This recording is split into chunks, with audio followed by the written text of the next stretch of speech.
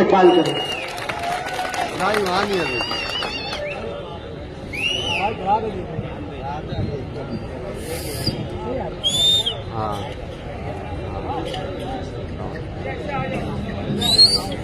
साथियों,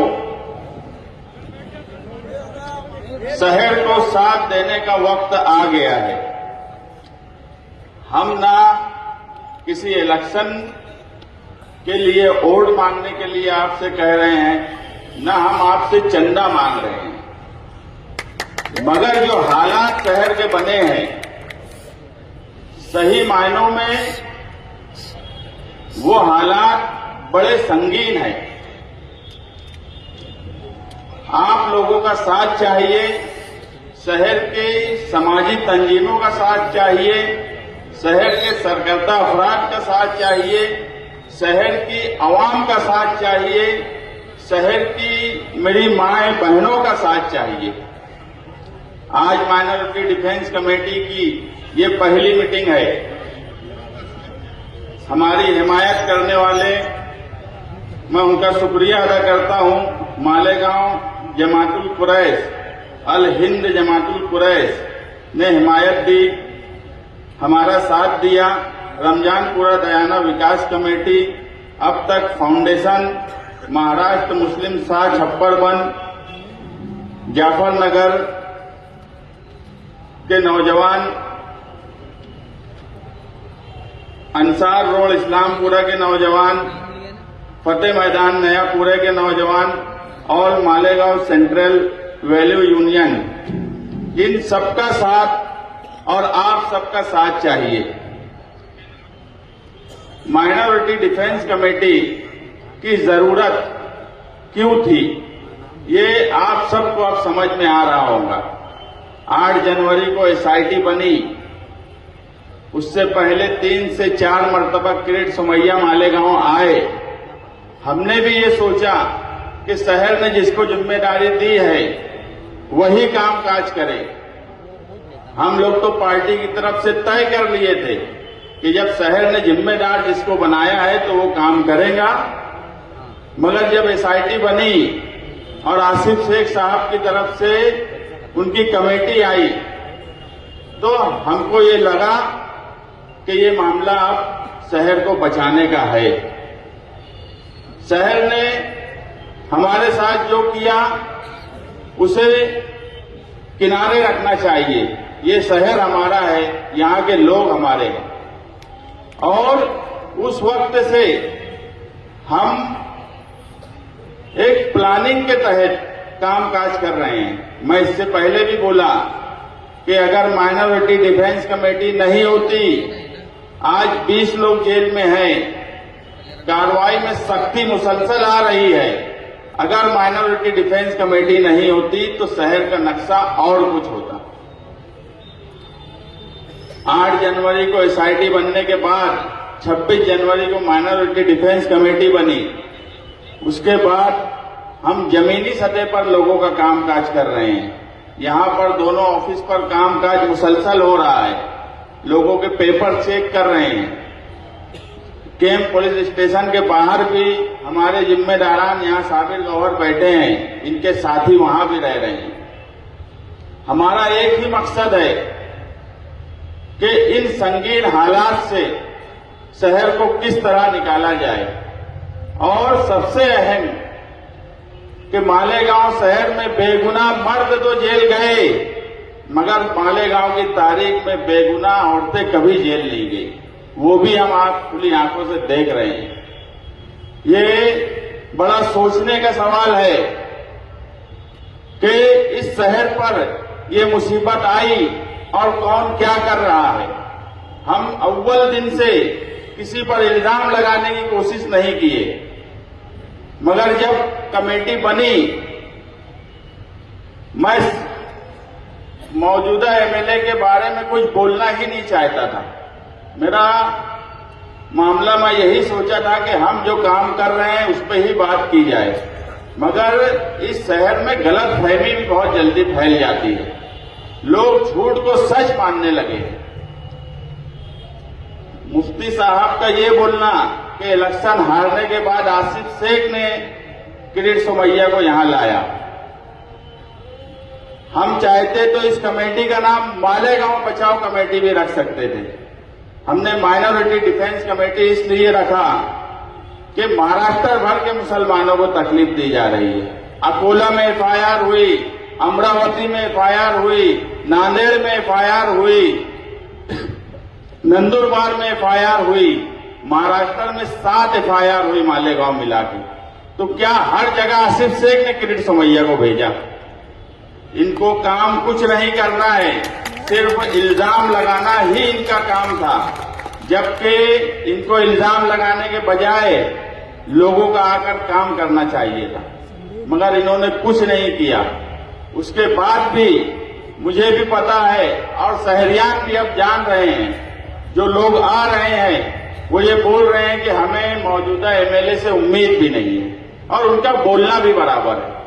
लेकिन हम आपको भरोसा दिलाते हैं कि कैसे भी हालात हो जाए, कितनी भी मुश्किल हो जाए, हम लड़ने वाले लोग जमा हुए हैं, हम भागने वाले लोग जमा नहीं हुए हैं। तो आप भरोसा रखिए, हम जेल भी जाएंगे, हम लाठी भी खाएंगे, तो इस शहर को बचाने के लिए हर कुर्बानी देंगे, लेकिन भागेंगे नहीं आपको छोड़कर। जब इलेक्शन आएगा उस वक्त क्या करना है क्या नहीं करना है वो उस वक्त तय होगा। आज हमारा मकसद खालिस आप लोगों की मदद करना, शहरियान पर जो मुसीबत है उससे शहर को निकालना है।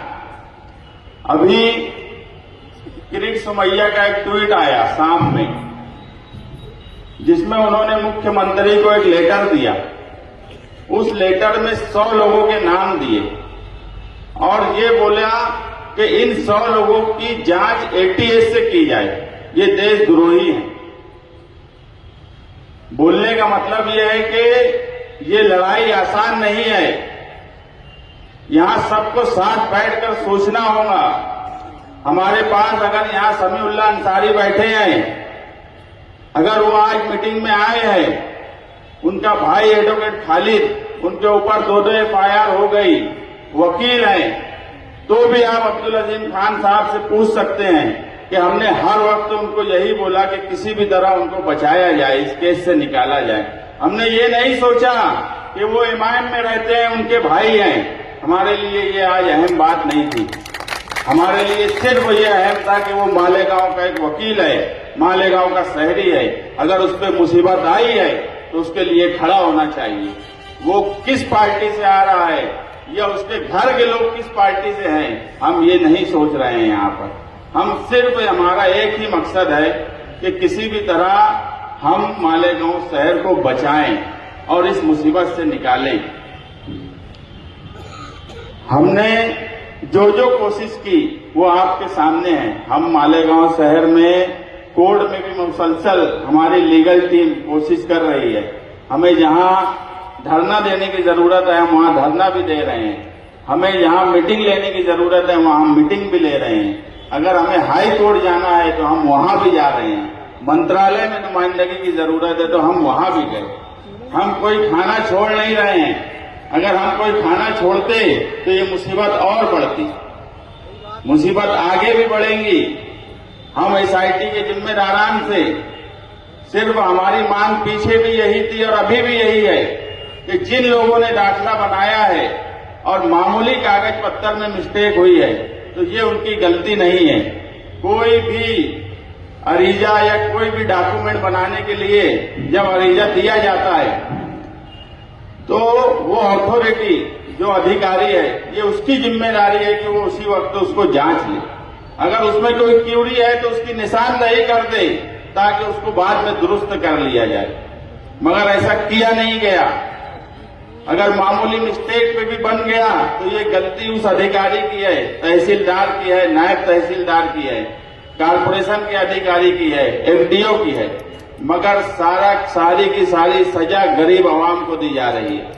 अभी नायब तहसीलदार तो आरोपी हुए, मगर हमारी कमेटी की जो डिमांड थी कि दूसरे भी अधिकारी अरेस्ट हो और उन पे एफआईआर हो, वो डिमांड अभी भी हमारी कायम है। आने वाला वक्त रमजान महीने का है, हम एसआईटी के अधिकारियों से मिलकर उनको लेटर दिए कि रमजान में कम से कम इंक्वायरी को रोक दिया जाए। गर्मी का रमजान है, औरतें बड़ी तादाद में दाखिला बनाई हुई हैं, उनका वहां जाना और आना और धूप में रहना बड़ी दिक्कत और मुश्किल का काम है।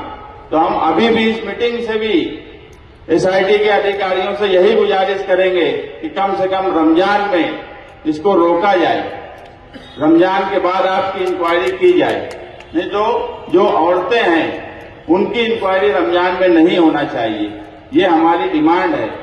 और हाईकोर्ट में भी हम आने वाले पीर या मंगल तक जो पिटीशन है पीआईएल दाखिल कर रहे हैं, पीर या मंगल को दाखिल करेंगे। आप लोगों से सिर्फ यही गुजारिश है कि आप देखिए, समझिए कि शहर को क्या जरूरत है और कौन क्या कर रहा है। इस शहर में जब भी 12 नवंबर का वाकया हुआ उस वक्त भी हमने अलग अलग प्लेटफॉर्म से कोशिश की, लोगों की मदद की, मगर इस शहर में जब भी मुर्गे ने बांध दिया शहर को मुसीबत में ही डाला। 12 नवंबर के वक्त एक बांध दी गई कि पत्थर थे नहीं, लाए गए थे, 120 भी लगा। 10 फरवरी को उन्होंने कहा कि लोग खीसे में स्टाम्प लेकर घूमते थे, लोग बोगस कागज बनाते थे। जब 10 फरवरी को इनका ये बयान आया तो 13 या 14 फरवरी को 120 भी जो अभी नई कलम में 61(2) है वो लगाई गई। पहली एफआईआर 31 जनवरी को हुई, उस वक्त 120 भी नहीं लगाई गई थी। आप ध्यान से समझो इस बात को कि पहली एफआईआर में 120 भी नहीं लगी थी और उनको वो तो चाहते थे कि देशद्रोही की कलम लग जाए। 120 भी देशद्रोही की कलम नहीं है, मगर 120 भी लगाना उनका मकसद था। इसीलिए उन्होंने 10 फरवरी को जब बयान दिया